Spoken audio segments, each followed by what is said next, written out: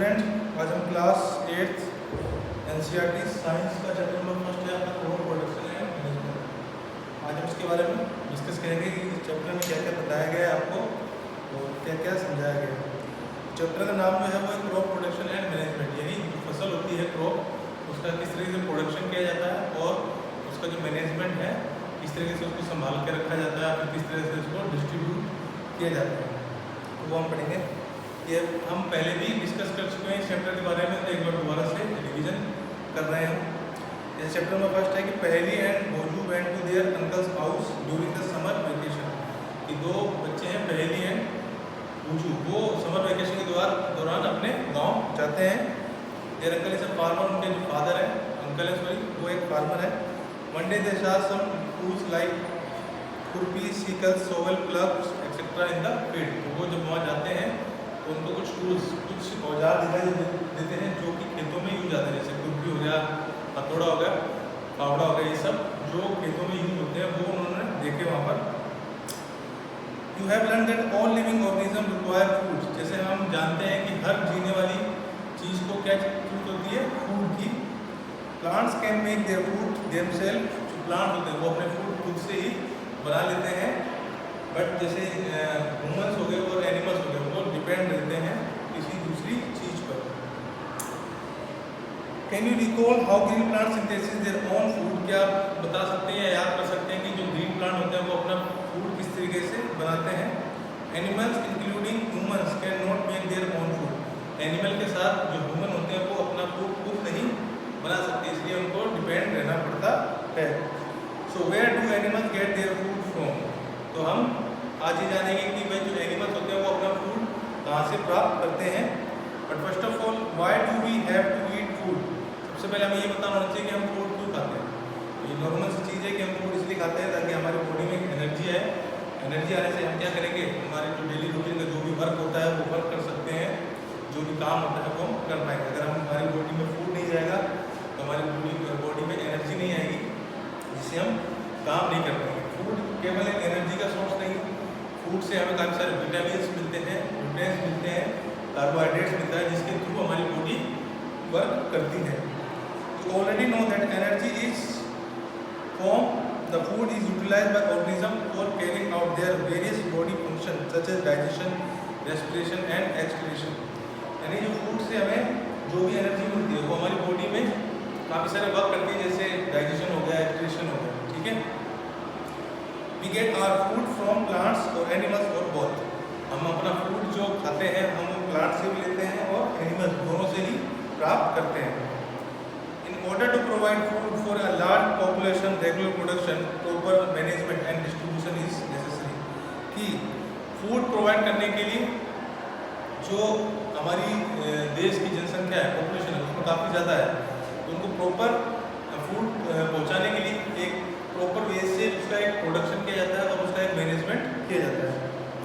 आगे agriculture practices, when plants of the same kinds are cultivated at one place on a large scale it is called a crop. Crop की definition हो गई, क्या है कि what is crop, when plant of the same kind are cultivated at one place on a large scale it is called a crop, यानी कुछ ऐसी फसल जो एक पर्टिकुलर जगह पर काफ़ी ज़्यादा मात्रा में उगाई जाती है उसको हम कहते हैं crop. For example crop of wheat means that all the plant grown in a field are that of wheat, यानी जो व्हीट की फसल होती है वो एक प्लांट मतलब एक पर्टिकुलर जगह पर उगाई जाती है काफ़ी ज़्यादा। जैसे कि आप अपने खेतों में गए होंगे, कहीं अपने गाँव में जाते होंगे तो वहाँ देखते हो काफ़ी ज़्यादा फसल उगी रहती है काफ़ी जगह ज़्यादा एरिया में, तो वो अपनी होती है फसल। You already know that crops are different types like cereals, vegetables and fruits, यानी आप ये भी जानते हो कि जो फसल होती है वो काफ़ी डिफरेंट टाइप की होती है। This can be classified on the basis of the season in which they grow, तो ये क्लासीफाइड यानी इनको बांटा गया है अकॉर्डिंग टू सीजन। समर में अलग होती है, विंटर में अलग होती है, अलग अलग सीजन में अलग अलग टाइप की फसलें उगाई जाती हैं। India is a vast country, the climatic condition like temperature, humidity and rainfall vary from one region to another. Accordingly, there is a rich variety of crops grown in different parts of the country. हमारी country में अलग अलग state में अलग अलग type की जो भी फसलें होती हैं वो उगाई जाती हैं according to their humidity. Describe this diversity to growth cropping patterns can be identified. These are, अब क्रॉप कितने टाइप की होती है वो हम डिस्कस करेंगे। सबसे पहले अपना kharif crop, the crop which are sown, सबसे मोस्ट जो इस चैप्टर से क्वेश्चन आता है नॉर्मली 1 या 2 नंबर का, वो ये आता है कि what are the crops and how many type of crop, explain with example. यानी आपको क्रॉप के टाइप बताने होते हैं, पहले डेफिनेशन पूछते हैं और उसके टाइप पूछते हैं, देन उसके बारे में उसका एग्जाम्पल के साथ पूछते हैं। पहला है kharif crop, the crop which are sown in the rainy season are called kharif crop, यानी ऐसी क्रॉप जो रेनी सीजन में उगाई जाती है उसको हम बोलते हैं kharif crop. The rainy season in India is generally from June to September, paddy, maize, soybean, groundnuts and cotton are kharif crop. तो जो रेनी सीजन आता है इंडिया में वो कब आता है, जून से लेकर सितंबर के बीच में। इसमें जो उगाई जाती है जैसे सोयाबीन हो गया, ग्राउंडनट्स हो गया, कॉटन हो गया, ये सब इस सीजन में उगाई जाती हैं। सेकेंड है आपका rabi crops, the crops grown in the winter season October to March are called rabi crop. और रबी क्रॉप वो होती है जो हमारे अक्टूबर से मार्च के बीच में, यानी विंटर सीजन में जो उगाई जाती है उसको हम बोलते हैं रबी क्रॉप। जिसमें आती है आपकी पी हो गया, मटर हो गई, मस्टर्ड एंड बीट हो गया, गेहूँ हो गया, ये सब उस सीजन में विंटर सीजन में पाई जाती है। Beside these, pulses and vegetables are grown during summer at many places. इसके अलावा जो पल्सेस दालें होती हैं और कुछ सब्जियाँ होती हैं वो रेनी सीजन में भी उगाई जाती हैं काफ़ी जगहों में। आगे basic practice of crop production, cultivation of crop involves सर्वल activities undertaken by farmers over a period of time. अब देखिए इसका प्रोडक्शन जो किया जाता है कि किस टाइम इसको किस तरीके से उगाना है, किस तरीके से इनको काटना है और किस तरीके से इनका मैनेजमेंट, यानी इनको एक स्टोर करके रखना है ताकि ये खराब ना हो, और उसके बाद किस तरीके से इनको जो भी जिसको जरूरत होती है उनके पास तक पहुंचाना है। You may find the basis that these activities are similar to those carried out by a gardener or even by you when you grow ornamental plants in your house.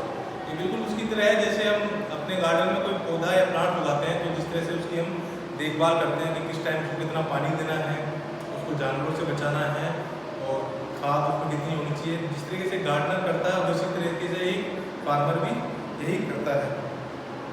These activity or tasks are referred to as agricultural practice which are listed below.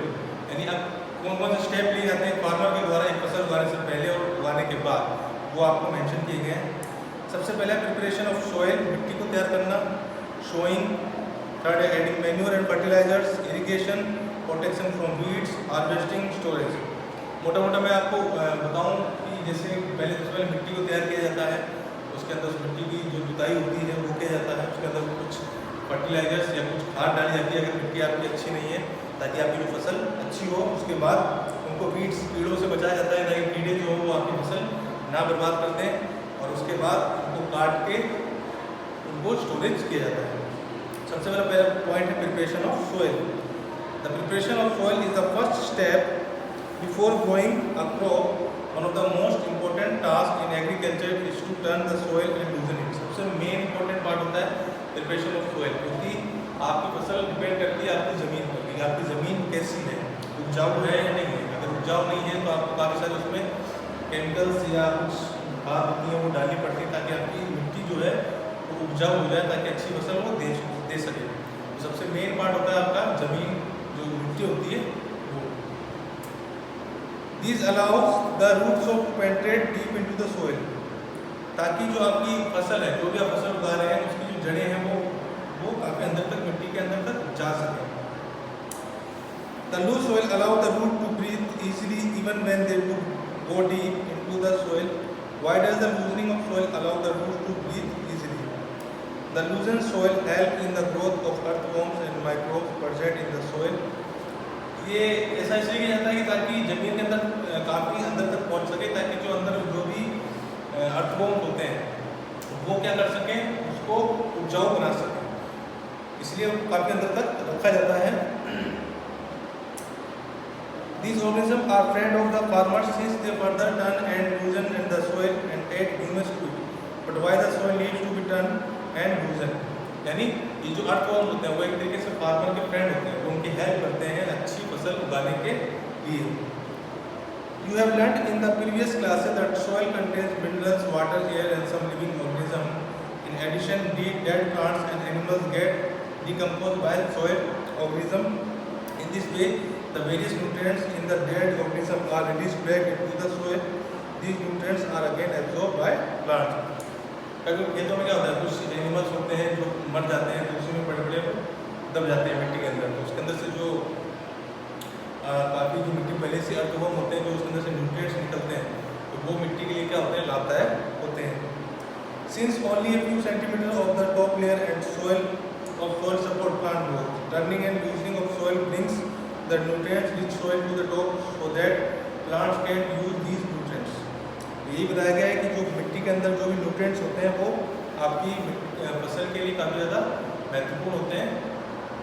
Turning and losing of soil is very important for cultivation of crop. तो ये crops के cultivation के लिए turning and loosening जो मिट्टी होती है वो काफ़ी ज़्यादा इंपॉर्टेंट रखती है. The process of loosening and turning of the soil is called tilling और प्लफिंग. तो मिट्टी का जो लूजनिंग और टर्निंग होता है वो क्या कहलाता है, टिलिंग एंड प्लफिंग. प्लफिंग आप कह सकते हो जो आप खेत की जुताई करते हैं. अब वो खेत की जुताई करते हैं, वो पहले जो क्या करते थे फार्मर, जो बैल होते थे, बैल के थ्रू एक टूल्स आता है जिसको उनके बैल के कंधे पर रखकर और आदमी उसके पीछे खड़ा होकर वो उस तरीके से जुताई करते थे. बट आज मॉडर्न टाइम में काफ़ी सारी मशीनें आ गई, जैसे ट्रैक्टर आ गए, तो उसके थ्रू भी की जाती है. This is done by using a plough. Plough are made of wood और आयरन. जैसे बताया गया कि किस तरीके से किया जाता है, प्लव के द्वारा, जो कि किसका बना होता है, वुड और आयरन का, लकड़ी और आयरन का, जैसे कि आपको पिक्चर में दिखाया गया है. If the soil is very dry it may needs watering before प्लविंग. अगर आपकी जो मिट्टी काफ़ी ज़्यादा सूखी है तो सबसे पहले जुताई करने से, प्लविंग करने से पहले उसमें काफ़ी ज़्यादा पानी मिलाया जाता है.